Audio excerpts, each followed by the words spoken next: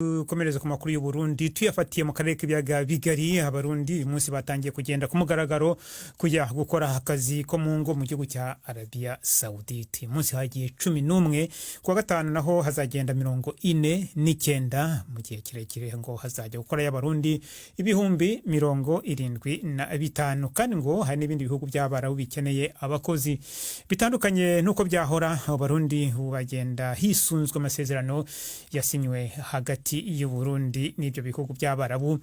Ni mu gihe bahora baca mu nzira zitazwi bahura n'ibibazo bitandukanye muri ibyo bihugu. Ni inkuru mugezwaho na Prime Ndikumagenge.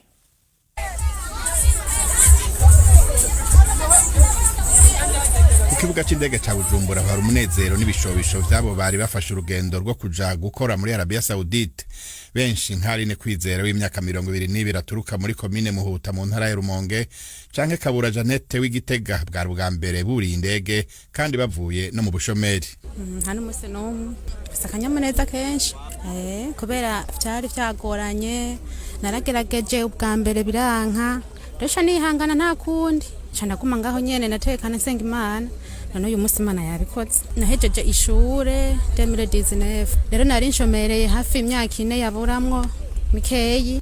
Jewe ndiko ngena muri Saudi Arabia ni rya mbere ngiyeyo kubera nyene ndavyigize ivyishimo kubera leta yagize umugambi gafatanya n'abahariye kugira ngo tuzogende.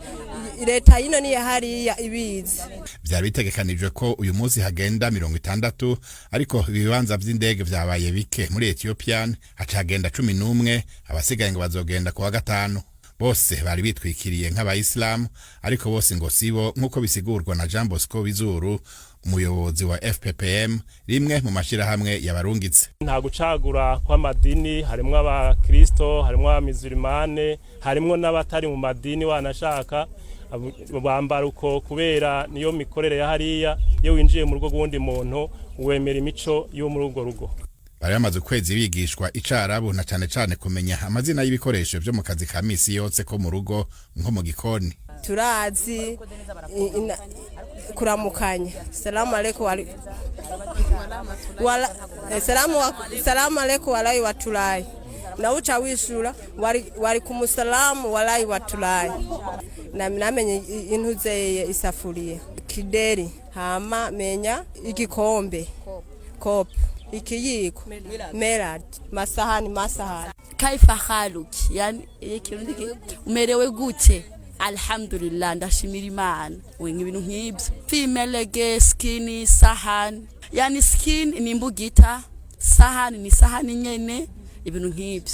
Kubwa mbere hagiye abagore gusa Epimeni bapfinda umuyoboza jejwe abarundi baja kurondera akazi hanze mu bushikiranganje bw'imigenderanire no gufashanya avuga ko ari bwo buzi bumaze kuboneka ariko ngo n'abahungu n'abagabo bazoronka. Abagenda bateza kuba abakobwa n'abahungu mugabo ubu twe dufise abakobwa bagiye gutangura kuko amasezerano y'abahungu nabo ntiragera. Abahungu ubuzi bwabo bujya gukora nk'abushoferi cyo gukora mu majardin ivyo ntibiratangura cyo mu maso ntibiratangura. Muri kahise abagiye gukora muri bene ivyo bihugu bamwe barahakorewe amabi atandukanye harimo gukubitwa no gusambanywa ku nguvu mu gihe benshi baba bagiye bajanywe n'abantu canke amakompanyi mu nzira zitazwi mbere zigereranywa no gucuruza abantu. Ayo masezerano Uburundi bwageraniye na Arabia Saudite n'ibindi bihugu nivyo yaje gukosora. Ugiye abazwi mu buserukizi bw'u Burundi ashikira mu kazi kandi aba yatangiwe ingwati mu gihugu. Prime Ndikumagenge bibisigabaza miryango Nairobi. Ubu noneho n'umwanya w'ikiganiro cy'urubuga rw'imikino uyu munsi mwateguriwe kandi mugezwaho na Jean Claude Mwambu.